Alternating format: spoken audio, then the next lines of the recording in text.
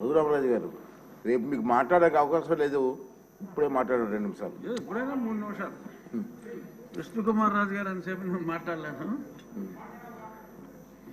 ఈ ఋషికొండ వ్యవహారం మీద ముందుగా రామకృష్ణ బాబు గారు, అక్కడ జనసేనకు సంబంధించి మూర్తి యాదవ్ అనే కార్పొరేటరు, వాళ్ళు లోకల్గా దాని గురించి వివరించడం, అదే సమయంలో నేషనల్ గ్రీన్ ట్రిబ్యునల్కి నేను ఒక రిప్రజెంటేషన్ ఇస్తే దాన్ని సువోమోటోగా వాళ్ళు దాన్ని స్వీకరించి ఆ కన్స్ట్రక్షన్ని నిలుపుదల చేయమని చెప్పి ఒక ఆర్డర్ ఇస్తే దానికి హైకోర్టులో మీరు స్టే తెచ్చుకోవటం జరిగింది. ఆ సమయంలో సుప్రీంకోర్టుకి నేను ఈ విషయాన్ని తీసుకువెళ్ళినప్పుడు పచ్చి అబద్ధాలు అంటే అసలు గతంలో ఎంత ఎస్ఎఫ్టీ ఉందో సుమారు 22,000 చిల్లర ఎస్ఎఫ్టీ ఉండేది ఆ చిన్న చిన్న కాటేజెస్. అదే చోట ఆ ఎస్ఎఫ్టీకి మించకుండా కట్టమని చెప్పి చాలా క్లియర్గా సుప్రీంకోర్టు డైరెక్షన్ ఇచ్చిన తర్వాత ఆ మ్యాటర్ని హైకోర్టుకి రిఫర్ చేశాను. ఆ డైరెక్షన్ ఇచ్చిన తర్వాత హైకోర్టుకి అన్ని రాంగ్ ఎఫిడవిట్స్ వాళ్ళు ఫైల్ చేసి తూచా తప్పకుండా సుప్రీంకోర్టు గైడ్లైన్స్ని మేము ఫాలో అవుతున్నాం, ఈయన ప్రతిదానికి మా మీద కంప్లైంట్ ఇస్తాడు, అతని కంప్లైంట్లు మీరు పట్టించుకోవద్దు అని అన్ని రాంగ్ ఎఫిడవిట్లు నేను ముఖ్యమంత్రి నివాసం కోసం పట్టుకుంటున్నట్టు అప్పుడే చెప్తే అదేమీ లేదు, కేవలం టూరిజం డెవలప్మెంట్ కోసం మేము ఇన్ని 100 కోట్లు ఖర్చు పెడుతున్నామని చెప్పి బ్లేటెంట్ లైస్ని, అంటే అది పెర్జూరీ కింద వస్తుంది, కోర్టుని తప్పుదోవ పట్టించడం, అటువంటి ఇవన్నీ కూడా ఏపీ టూరిజం డెవలప్మెంట్ కార్పొరేషన్ వారి ద్వారా ఆ పచ్చి అబద్ధాలని అక్కడ ఫైల్ చేయటం, పలుసార్లు అది వాయిదా పడటం జరిగింది. చివరికి అనుకున్నట్టుగా ఆ 22,000 ఎస్ఎఫ్టీ కాకుండా ఇందాక గౌరవనీయులైన మంత్రివర్యులు చెప్పినట్టు 1,20,000 చిల్లర ఎస్ఎఫ్టీ కట్టడం,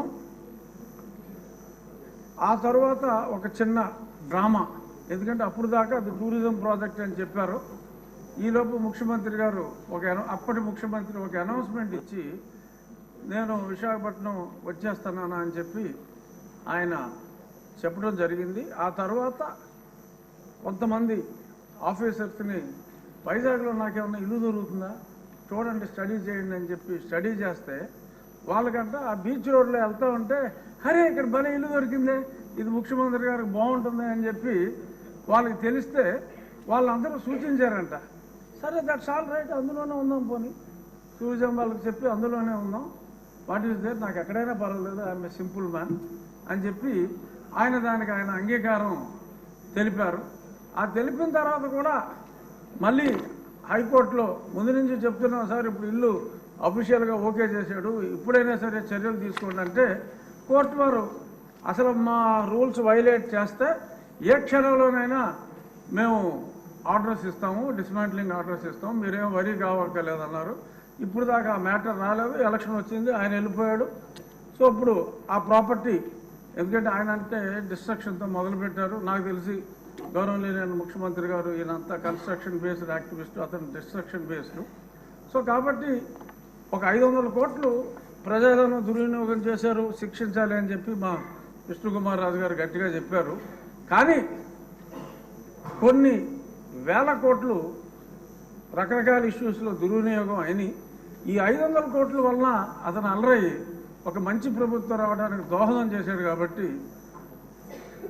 అంటే నెగిటివిటీలో పాజిటివిటీ వెతుక్కోవటం. సో అంచేత 500 కోట్లు ఖర్చు పెట్టి ఆయన కట్టుకున్నది ఇల్లు కాదు, ఆయన రాజకీయ సమాధి కట్టుకున్నాడని చెప్పి భావిస్తూ 500 కోట్లని మనం క్షమించేయచ్చు, చూడవలసిన వాటి మీద ఎలా అధ్యయనం చేయాలో చూడాలని, perhaps this is my last speech. ఇక్కడ కూర్చుని మళ్ళీ దాలిక కట్ కాబట్టి దీని మీద లాస్ట్, సో దీని మీద రేపు జరిగే చర్చ ఆసక్తిగా ఇవ్వచ్చా? సో ఇది నా పర్సనల్ ఒపీనియన్లో, అంటే నేను వేసిన కేసు కూడా అప్పుడు కొట్టివేయమని అడిగాం, ఇప్పుడు కొట్టివేయకూడదు కాబట్టి నా కేసు కూడా ఇంకా ఇన్ఫ్రాస్ట్రక్చర్స్గా నేను వెనక్కి తీసుకుంటాను. రామకృష్ణ బాబు గారు కూడా అసెట్ ఉండాలి కాబట్టి అప్పుడు మేమంతా కూల్చేమన్నాం. అంటే ఇంత దారుణం అనేది తెలియదు. 500 కోట్లు ఖర్చు పెట్టారు కాబట్టి అది రాష్ట్ర అసెట్గా భావించి దాన్ని తెలివిగా, అంటే ఒక వ్యక్తి కాంక్ష ఈ రకంగా ఉంది అని చెప్పి ప్రజలకి మరి ఏదో టికెట్ ఇచ్చినా కూడా మాదిరిగా రికవర్ అవుతుంది, అద్దెకిస్తే ఏమి రావు, 7 గదులు.